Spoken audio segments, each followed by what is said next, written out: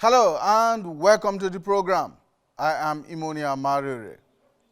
The 1999 Nigerian Constitution, as amended, provides that only registered political parties can lawfully engage in the nomination and sponsorship of candidates for elections in Nigeria.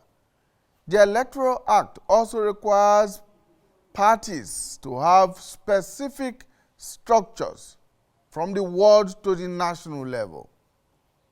This implies that the political party must organize itself in such a manner as to democratically select its leadership and its candidates for elections at every level. This rather simple and straightforward process has, however, assumed a huge challenge for political parties since Nigeria's return to democracy 22 years ago. Almost all the political parties have run into hails of storm over the conduct of congresses, conventions, and party primaries to nominate candidates for elections. In the run-up to the next round of elections in 2023, the situation had not been different, especially in the ruling party, the All Progressives Congress, and its main opposition, the People's Democratic Party, PPP. Now, after a long period of suspense, occasioned by internal wranglings and power play, the APC this week finally announced a February 26th date for its long-delayed national convention. The chairman of its caretaker extraordinary convention planning committee, Governor Mai Mala Buni, gave the all clear at a media briefing in Abuja. But before then, the APC governors had met and agreed on the new date.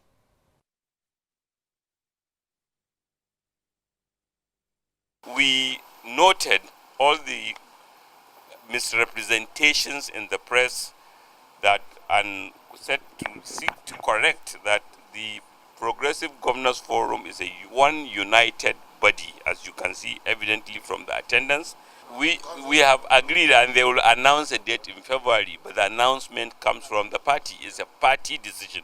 There are other stakeholders that they are consulting, and to show respect and institutionalization, institutional limits, we are not going to overstep our bounds. And we also passed a vote of confidence on the National Caretaker and Extraordinary Convention Planning Committee of the party, chaired by Governor Mai Mala Buni, and including two other governors, among others, Governor Abu Bello of Nasarawa State and Governor Boyega, Governor Boyega Oyetola of Osun State, who have done an incredible job of running our party successfully, mobilizing people into the party.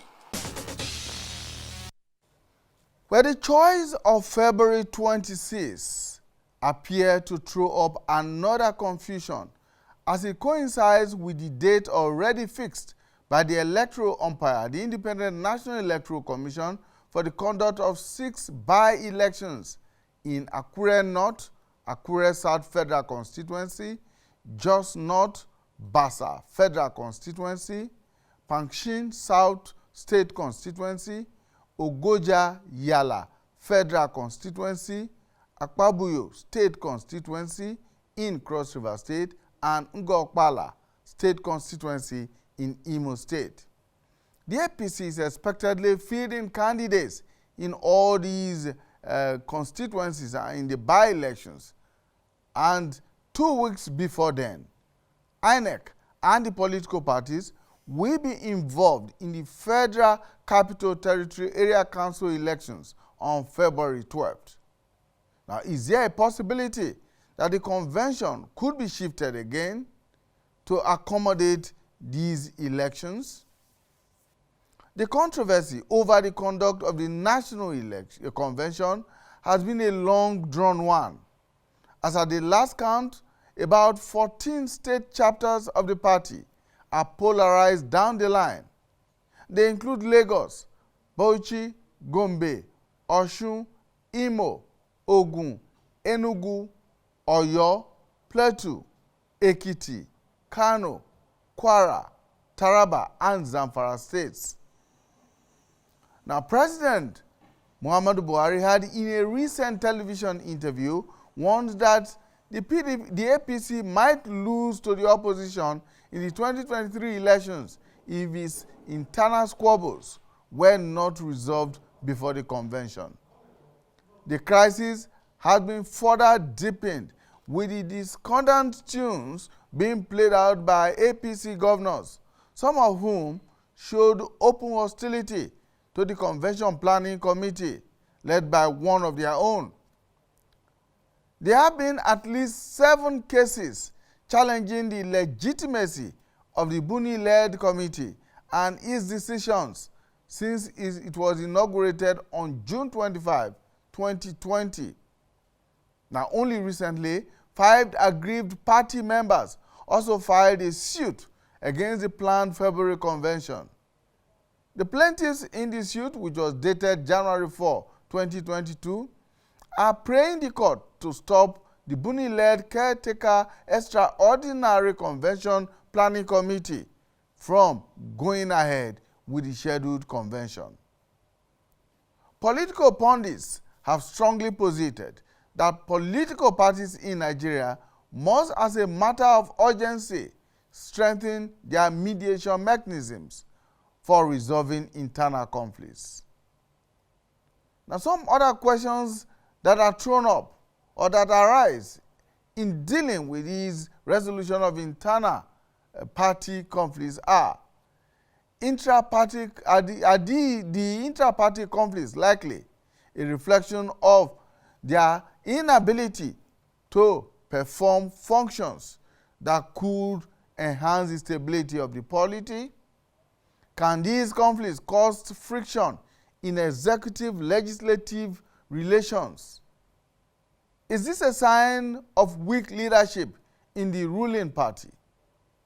Now, yet another hard nut waiting to be cracked is that of zoning of elective offices at both the party level and at the national level. Can this be satisfactorily resolved before the February convention? How will the resolution of these issues likely impact the party's fortunes in the Ekiti and Osun governorship elections, and of course the 2023 general elections, which is just about 12 months away? Can the contentious issues of Electoral Act Amendment Bill be resolved by the National Assembly and assented to by Mr. President before the convention on February 26? Well, join us right after now as we take a deep look at these issues. Okay, thank you so much for staying with us. My guest is right here in the studio, and he is a chieftain of the All Progressives Congress. Mr. Kingsley Fanwo is also the Commissioner for Information in Kogi State. Thank you so much. Thank you Mr. very Fanwo, much, for joining and us. thank you, viewers. Welcome. Happy New Year. I wish you the same. Yes. Thank you. You're looking very bright this New Year. Thank you. Right. Yeah. So I'm sure that for you, you must have a sigh of relief that finally the party, your party, is moving towards the national convention after so many months of delay. There was never any form of apprehension. We were never agitated about anything concerning it. We are in the party, and we knew all along that the processes were going as expected. You know, we are a party of rules. We're a party of regulations, and we're a party that deploy the internal mechanisms to ensure that the right things are done at the right time. So there was never a time we were having any apprehension or agitated about how things were going. So we knew it would get to a stage where we'll have a date for the national convention of the party. Already the Memalabuni-led CACPC had been able to organize successfully the ward, local government, and state congresses. And we know that it is a process. So we knew it would get to a stage where we are going to have a national convention. When you say your party is a party of rules, some might disagree, and they will give reasons why they disagree. The Malabuni CPC, when it was put in place in 2020, had a lifespan of just 6 months. But it has then had more than one extension. Was that within the rules? I think we also need to look at the fact that the CCPC was a child of necessity. The party was in some sort of challenges as at that time. And the neck of the party met to put in place a CCPC to reposition the party and set the party on the path of putting in place the structures that would take the party to the next level. So by and large, you would say that they have been able to perform that creditably well. When you look at the issue of the lifespan of the CCPC, they had the mandate of NEC, and they could not complete. Of course, there was no way they would have completed all of those assignments within those 6 months. So it's still in order. They have the powers. They are enjoying the powers given to them by the NEC of the party. Talking about staying within rules and regulations in a political party, you discover, like I just said much earlier, that there are factions in some of the states after the conduct of ward, local government, and state congresses. And we are moving towards the national convention. As of today, at least 14 states still have a crisis on their hands. How is that likely to affect the national convention itself if we are having factions in so many states or so many chapters of the party in the states? Like I said, we cannot accept a picture of gloom in what this present administration of the party under the leadership of Malabuni, they've done very well in mobilizing a lot of people into the party. PPP has already lost some of their governors to the APC, and a lot of senators, members of the House of Reps, members of the State's House of Assemblies, a lot of personalities across the country have moved from their parties to the All Progressives Congress. So it shows that they have confidence in what is happening in the APC. And by and large, when you look at what is happening within the party, you're talking about the party that is the biggest, the largest in the entire African continent, the party in power in Africa's most powerful and populous nation. Then you know that there will be interest. I'm not going to call it factions. They are not dangerous factions. They are just interest. And in any group, you are bound to have this kind of interest come to play. So what is most important at the end of the day is the interest of the party and the interest of the nation. So we have the mechanism within the party to resolve most of these issues that you are talking about. If some of these issues have lingered for so long, and you have just about a month, as it were, a month and 6 days to the convention, as it were, where is the possibility that these issues will be resolved before then? Mind you, there are some states where you don't want to call them factions, but where some of these interest groups are not willing to see eye to eye at all. I can give you examples of what's going on in a state like Osun, in a state like Zamfara, where it does appear no one is willing to put the interest of the party in front and resolve all other differences and issues around the interests of the party. How do you deal with a situation like that? We have a reconciliation committee led by a very respected leader and elder of the party, and they are working around the country. They've been to Osun State. One thing that is good in all of this is that when you look at a place like Osun, the major gladiators are people who have benefited immensely from the organizational acumen of the party in the past. So they would want to maintain that, and in a way, no matter how the interests are, when it gets to the point of affecting the interest of the party, I know that the players would sheathe their sword and move forward. We are making headway in most of those states that you are talking about, and we are very confident that things will be significantly resolved ahead of the February 26th convention. Then you talk of the reconciliation committee that is in place. It doesn't appear as if it's making much headway, as it were, because in spite of his work, these crises in the state chapters are festering. Only yesterday I was reading a publication where, for instance, in Zamfara State, the state chairman or one of the state chairmen was claiming that 2 former governors who are members of the party have been expelled or have expelled themselves, as it were. In Osun State, everyone is talking tough. The minister on one side, the governors group on the other side. How is, particularly in Osun State, how is this likely to affect the fortunes of the party in the next governorship election, which is a sound-old election in July? But what's most important is when we get there, the party will come together, and we are very close to that point.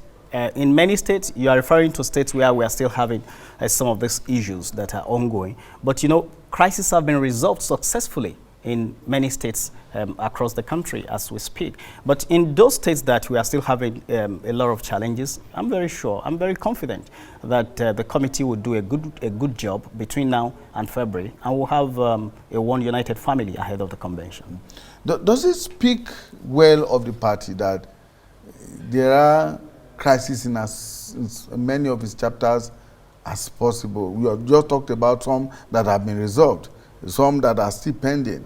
If the party had an effective internal conflict resolution mechanism, how did it get to this level that just a few days or a few weeks to its national convention, it is still resolving conflicts arising from state congresses of the party? In some situations, you are aware that some of these interest groups actually organize their separate congresses at different times. It's not as serious as I think the media is trying to portray it. We are in the party, and we know that we are not a party in turmoil. We are an organized party, and we are moving to bring interests together. It is not crisis. We are not calling it crisis. It's a matter of interest, and we are trying to bring all of these interests together. And I'm very sure that the party will also not spare people who are out to cause a lot of trouble in the party. I'm aware that there are a lot of people, or there are some people in the party today who are out to destroy the party because they are also talking with people from some other political party to form what they call the third force. We are aware of all of this. But, by and large, we are very confident that at the end of the day, APC would be stronger, and APC will be ready for the 2023 general elections. We are not going to lose any state. We are going to add to the number of states that we are controlling at the moment.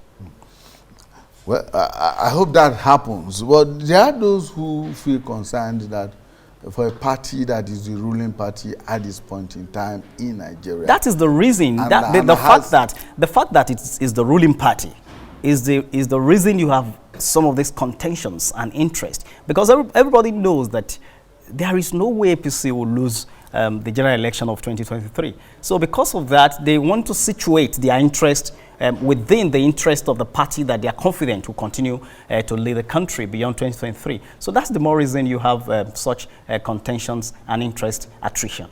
A ruling party that has a president, you have a president that is a complete Democrat. You have a president that will not put gun in the head of his national chairman, for instance, and make him sign documents and make him reach agreement. You have a president that would allow the party to run. That's the reason that you just see that in APC, you know, the president doesn't meddle into the affairs of the party. He allows democratic processes within the party. And that's what is working for us in APC. And that's why we are different from the other parties.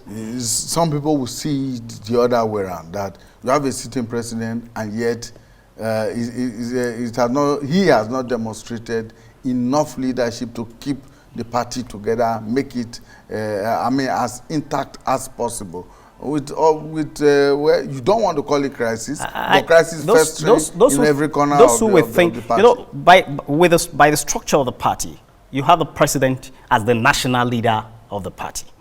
But at the same time, there are a lot of structures in the party, you know, that will take decisions. The president is part of those structure, but he cannot, you know, that's why APC is different from the other parties. We are a democratic party. When you look at the structure, the chemistry of APC, you will agree that APC is like a social democratic party. So it is not where a single person will be calling the shot and then be issuing directive to party officers. It doesn't work. Well, has he exercised good enough influence as to put the party? It depends on the perception of the public perception of what the party is, and that's what I'm trying to relate. He has done that. He has done that. No, he has done that on various occasions. You saw what happened towards in the twilight of the Adams Oshiomhole administration of the party, and he had to come out to say, "Oh, our party is going, you know, in a direction that we don't want it to go. So let's take our party back and reposition it."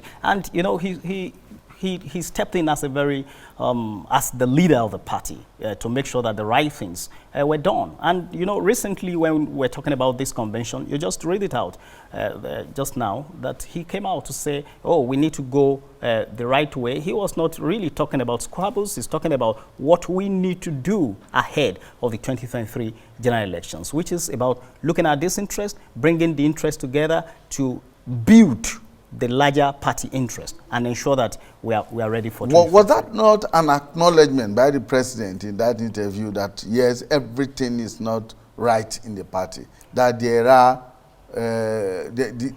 is some measure of crisis in the party? It is when not, he says, not that everything is not right, but that some things are definitely not right. And you would find this in any political party around the world. So it behoves on the party to now, activate its internal mediation mechanism to ensure that these interests are brought together. I'm not calling the issues crisis. It's interest attrition.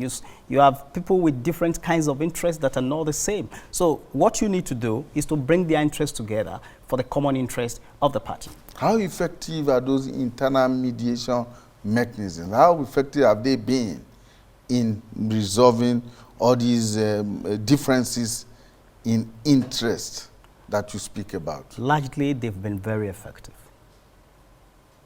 They have been very effective. And that's why you still have the party moving today. The picture you're trying to paint now is different from what is out there. You could see that governors of other parties are coming to APC. They won't come to a crisis-ridden party. It is because they know that this is a healthy party. This is an organized party. That's why they are coming in. And we are still expecting more of them, because I think they are beginning to see that it will be practically, very difficult for any party to take this country away from a party that has done a lot of social security for the people of Nigeria. The party does appear to have taken very good advantage of some of the defections that it has had in the recent past. No, when you talk about the advantages, it's still not clear. You look at the number of states we have in the Southeast, and APC, there was a time that we did not even have a single governor in the Southeast. Today, we are having two. In the South, we are having Cross River State. So it means that we are already extending our tentacles, and I am very sure that in 2023 we are going to win more. All right, let's come down to the issue of the convention itself. Okay. The choice of February 26 has thrown up some concerns, because before the announcement of that date was that the INEC had also fixed that date for by-elections in different parts of the country. And your party, the ABC, will be participating in those by-elections. Do you share the concerns that a national convention will be holding at the same time as by-elections in some parts of the country? Like I said, these are administrative decisions to take, and I'm confident that the leadership of the party would look into some of these issues and also some of the agitations out there. I was watching some people a few days ago saying a convention cannot go on because they've not resolved certain states. Even if it is one state that you have not resolved, they have the right to speak up. So I think the leadership of the party will look at all of this, bring them to the table, and we will operate like as a democratic party that we are. You could see that our governors met and they had their propositions, but they refused to talk when they came out because they knew that it has to come from the party leadership. We are a very democratic party. So at the end of the day, these issues will be brought to the table and administrative decisions will be taken. Now we're looking at the logistics of holding a national convention of a national party like yours as at the same time when INEC will be conducting by-elections where candidates of the party will also be participating. All of your concerns will be looked. They will look at it. They will look into all of those concerns. The leadership of the party will sit down and look at it. Can we go on the same day as this by-elections, or do we need to work on the date again? You know, all of these decisions will be taken at that level. We are very confident. For you, is there a possibility that, I mean, these by-elections could in one way or the other alter the date of the convention?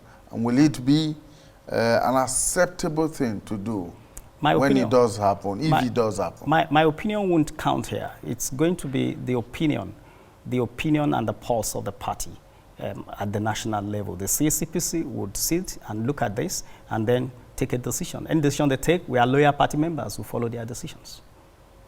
But the CPC members were aware ahead of their last meeting that INEC had fixed February 26th for the by-elections. Have they said they are aware? They were aware before the Of course, INEC made the public announcement well over a week before that announcement. Let's have this, let's juxtapose these propositions this way. One, we are not sure whether they were aware before those decisions were taken. Let us even say they were aware and they still took the decision. Then they have some other reasons why they fixed the day. So they will have to look at it again because already people are raising concerns. People like you are raising concerns now that, you know, it will be a bit cumbersome for the party to run its national convention the same day as the party will be feeding candidates in about 4 or 5 elections across the country. And before then, you know, there is also the February 12th FCT area council elections. So definitely they will look at all of this. I trust the leadership of our party. They will take a decision. I don't want to take a decision on their behalf. All right, let's go on a short break. When we return from this break, we'll be looking at the Electoral Act Amendment Bill, which is being returned to the National Assembly. National Assembly resumed earlier this week and has been dealing with it. What is the practicability of having that be ready and running before the February 12th FCT area council elections and before the APC National Convention here in the nation's capital on February 26th? Given the fact that there are portions of that bill that also speak to the conduct of party conventions and the election of party officials. Stay with us. All right, thank you so much for staying with us. Let's begin this part of the discussion with the zoning arrangement in your party. At this point in time, it doesn't appear very clear where the zoning arrangement is likely to put who the chairman, national chairman of the party and other national officials of the party are. But of course, we know that there are well over 6 or 7 candidates that are out there already canvassing for votes. Zoning is an issue of convenience. You know, it's not a constitutional issue. What I'm trying to say here is, I've read our constitution many times. I've never seen anywhere there where it was provided for that positions will be zoned. And as a democratic party that respects the Constitution and constitutionalism, we are very confident that we will not do anything that will violate our Constitution. The leadership of the party will take a decision, but I am very confident that their decision will be constitutional at the end of the day. You seem to have so much confidence in the leadership of the party. As an individual, what would you like to see? I would like to say... I'm asking your personal opinion. I would like to say that we will follow what is in our Constitution. Whatever is not in our Constitution, we will not go into it.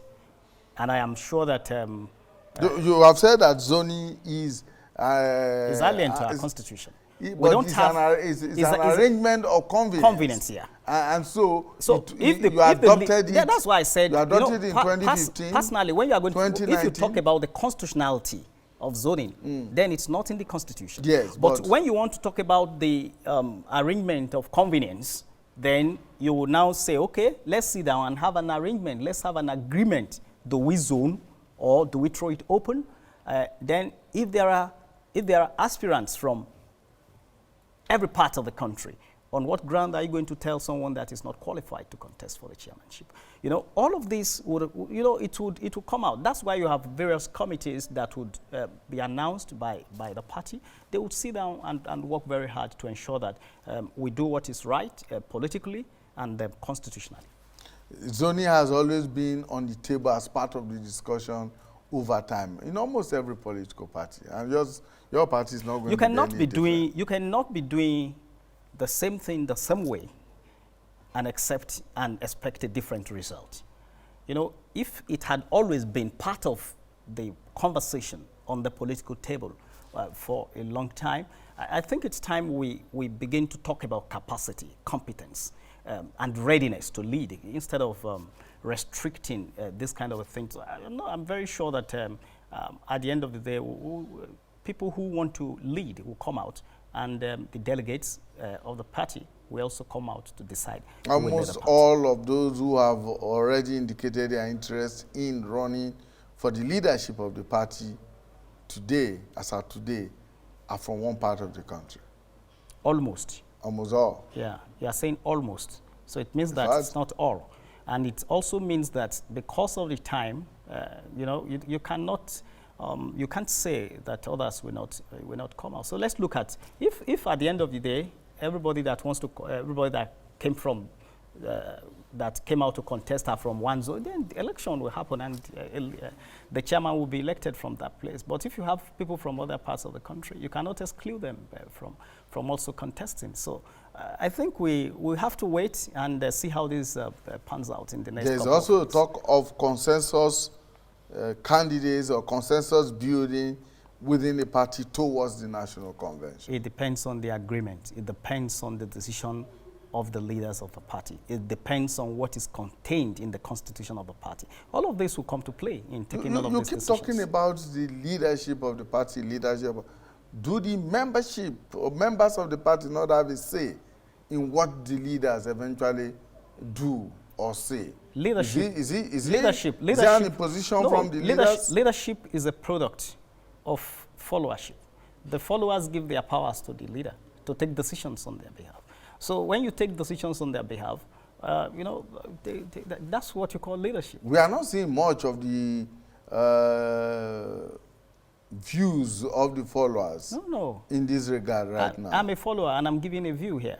And a lot of followers are also giving their views everywhere. And the party is listening to all of these views as a democratic party. They will aggregate all of them at the end of the day and then take a decision. You are a member of the party elite, not is common members. No, that's what separates our party from the other parties. We are equal in the party. There is no, you know, all of us are equal in the party. That's why we are a social democratic party. everyone in the party is equal. I wish I could believe that. Yeah, that's the truth. All right. Well, let's look at the Electoral Act Amendment Bill. It's one bill that has generated a lot of controversy. From when it was introduced in the National Assembly, even before its passage and being sent to the President for his assent, which he declined, it has been a raging debate over one clause or the other of that bill. Let me first harvest your holistic view of the Electoral Act Amendment Bill. I think the bill generally was a very good one, except those gray areas that Mr. President identified. I think generally the bill, if passed into law, would strengthen our democracy. But those areas that were identified by the president, I just hope they would go back, work on those things. I'm very sure they've done justice to most of the concerns of Mr. President and a lot of Democrats around the country. I think by and large it's not a very bad bill, generally. Now let's come to the very contentious issues that are thrown up by this bill. One of the reasons why Mr. President declined assent to the bill was the whole issue of how to pick party candidates for elections. Direct primaries, indirect primaries, consensus. The National Assembly has sent the bill with just one option, direct primaries, which the president said he was not too comfortable with. And then returned the bill to the National Assembly, which they are dealing with at this point in time. In your view, what do you think the National Assembly should be doing at this point? Because the Senate has already amended the bill now. The House has also amended the bill, but they differ on the options that are available. Differing on the options available, I think it's about one of the arms talked about direct and indirect. And why the consensus, others? yes. Why the other one added consensus? So it's not. I think it's something they can harmonize at the end of the day. What's most important is that when you are having this kind of a bill, you must ensure that it passes the test of democracy, because you cannot be talking of democracy when there are no options.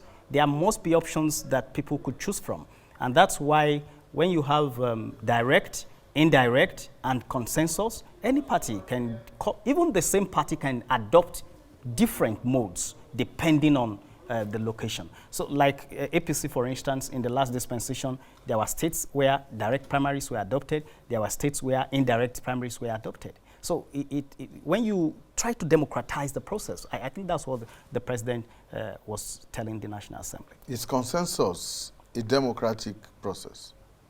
Consensus is still a decision of the majority. Consensus is still a decision of the majority. If you are 6 and you just decided that, oh, there are 2 people here, the 6 of us are saying that, look, it's like this person will be better. If you go to election, the 6 people will still vote for the same person. So it's just about the semantics. So it's not, it's democratic. You pride yourself as the largest political party in Africa today. Yes. You have millions of members. Yes. How do those millions of members participate in building a consensus around a specific candidate in any specific election?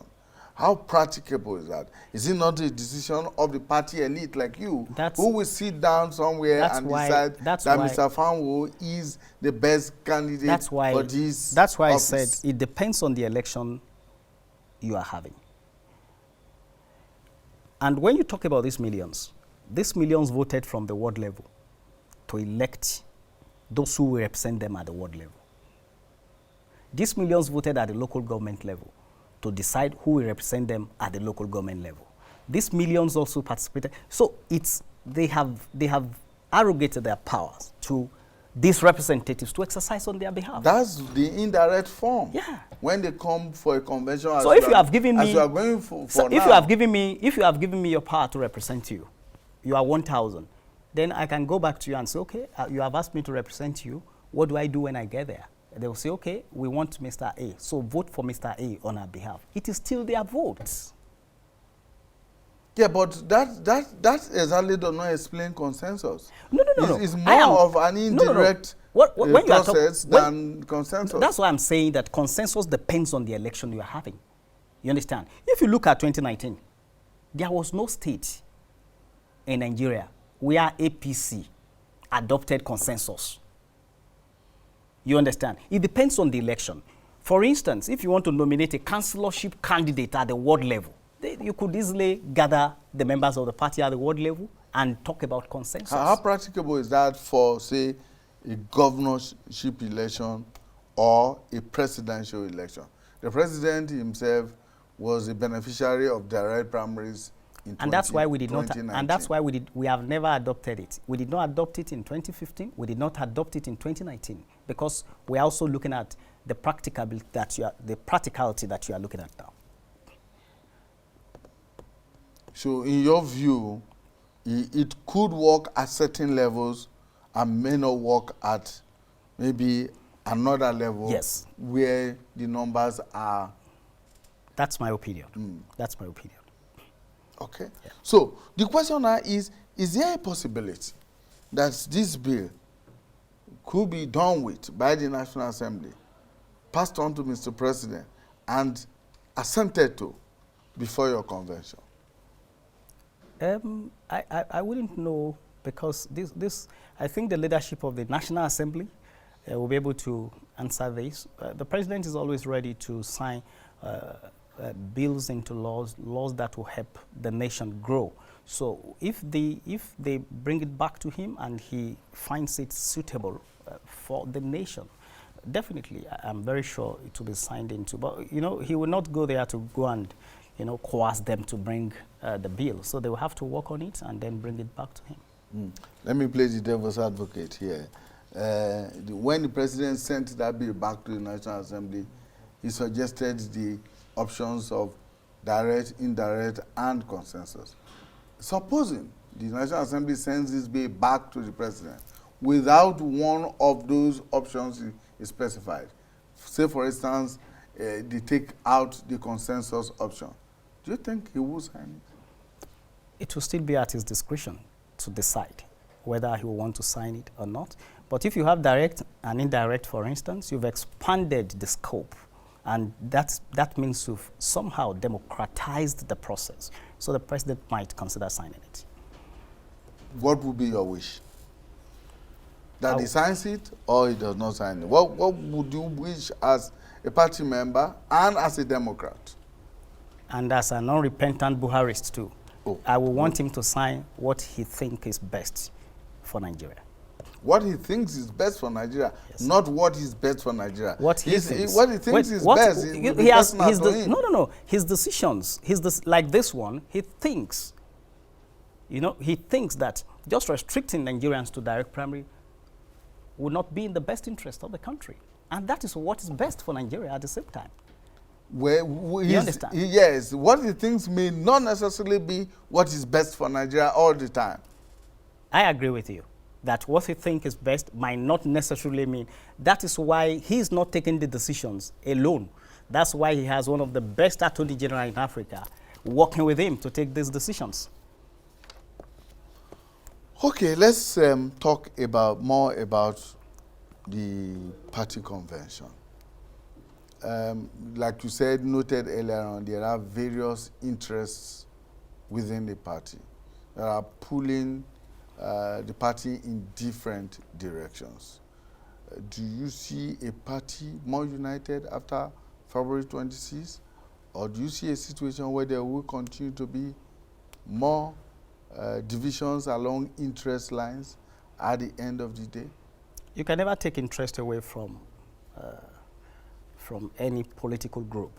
There will be interest. There will be contending interest. There will be political attrition here and there. But after the convention, it will reduce drastically because part of the contention and interest play now has to do with the convention. So when that is done with, I'm very sure it will reduce the tension and agitation within the party. And then we can begin to focus on the general elections that will be coming up early next year. Let's look at the variables. Since Nigeria's return to democratic rule in 1999, the political parties, even before they became 18 now that exists legally, the political parties have always had issues with resolving internal party differences. And some political pundits seem to suggest that the internal mechanisms for conflict resolution have not been properly set up or put in place within the political parties. And this is not limited to one political party. Almost all the political parties, in fact, some of the political parties that went into oblivion suffered from their inability to resolve their internal differences and conflicts. Now, moving forward, what do you think the political parties are missing out in terms of internal conflict resolution, which of course is a component of internal party democracy? What we had in 1960 was not the same as what we had in 1993, and not the same as what we had in 1999, and not the same as what we had when APC was formed. So political parties have gone through some kind of constitutional evolution to address some of these issues. And I can say proudly that the constitution of the All Progressives Congress provides for this internal mechanism for resolving internal squabbles and crises. No, specifically, what would you suggest to the political parties that they should do now? Because I mean, no, I was talking about constitutional evolution. Yes. They should ensure that these mediation mechanisms are inserted in their constitution. Some so of them do have it. No. Some no, do, it's, but politicians don't respect it. One thing is about having them in the constitution. Another is about enforcing it. You know, human, you know, by nature, doesn't like complying to rules. So it now behoves on the party to enforce its rules, to ensure discipline in the party. And that's what the All Progressives Congress have been doing. So that, of course, throws up the whole issue or whole question of party discipline. Yes. There is hardly any in almost all the political parties in Nigeria. Not like in the All Progressives Congress. Especially so in the All Progressives Congress. Yes. No. No, true. Especially so because otherwise you will not have situations where a party takes a position on an issue or even at the state level, and then you have you cannot have a draconian injection here. What you do in this kind of a situation is you also allow the party members to express their opinions. You cannot just shut them down as if you are operating a decree within the party. You must allow them express their opinions within the party. Even when they have done so. That's the way the party will grow. Because of party indiscipline, your party lost Zamfara State in 2019. It did not even participate in elections in Rivers State in 2019. And in one or two other places. In fact, in the case of Zamfara, I lost everything. Governorship, senators, House of Representatives, State Assembly. I won't call that indiscipline. You know, what was it? Wait. What we had then, we had divisions. And that's what we are trying as much as possible. That have persisted up to now. That's what we are trying as much as possible to correct going forward. And you know, it's working well for our party. They were just very sharp divisions, and those people refused to. And those sharp divisions are still there. No. We are resolving those divisions. We are bringing them together. And you know, you would see that in most of the states where we used to have this kind of grandstanding, we had peaceful congresses there. Are you going to put your money on that? We'll talk about this after the convention. If these differences, these sharp differences, are not blunted before the convention or during the convention? I You want put to your money on that. I want to assure you that in the next couple of weeks, you will see the All Progressives Congress at play. You will see how our mediation mechanism works. You will see how united our party could be. I can assure you that. Well, I'll hold you to that, because after the convention, I'll bring you back here and I will be observing that convention very keenly, Mr. Fanwo, and I will be raising some of these issues with you, particularly again and again. But Thank you. finally, what are your hopes? What are your projections for democracy in Nigeria as we move towards 2023? I think it's going to be it's going to be a very tense one in 2023 because, you know, our democracy is developing. People are getting more and more aware. A lot of people are getting more politically conscious, and you know, it's going to be interesting in 2023. And I also believe that our democracy is growing as a nation. We were not here in 1999. I think we are moving ahead in 2019 with the card readers were deployed, and I think part of the amendments had to do also with the use of card readers and also transmission of results, and, you know, electronically and all of that. So we are going to go through all of these evolutions as we approach 2023. So it means our democracy is growing, and that's going to be one of the biggest legacies that President Muhammadu Buhari will be leaving behind. Our electoral system has gone through a lot of motions, yes, improvements and innovations, yes, but the parties appear not to have fallen along that same line. When there is need for them to all come together, they are not fight. evolving. They no, are not evolving as quickly as the electoral system is. No, they are evolving. Because they are part of the entire electoral system. So if the parties are not improving, then you cannot be talking of an improving electoral system, because they are very critical. They are very critical factor in the entire electoral system. All right, Mr. Fanwo, thank you so much for your time. Thank you very much. Mr. Kingsley Fanwo is an ABC chieftain and Commissioner for Information of Kogi State in North Central Nigeria, joining us here on the program People, Politics and Power to take a look at party discipline and, of course, the conflict resolution mechanisms that are available within the political parties, particularly so in the APC, and how well they have been deployed.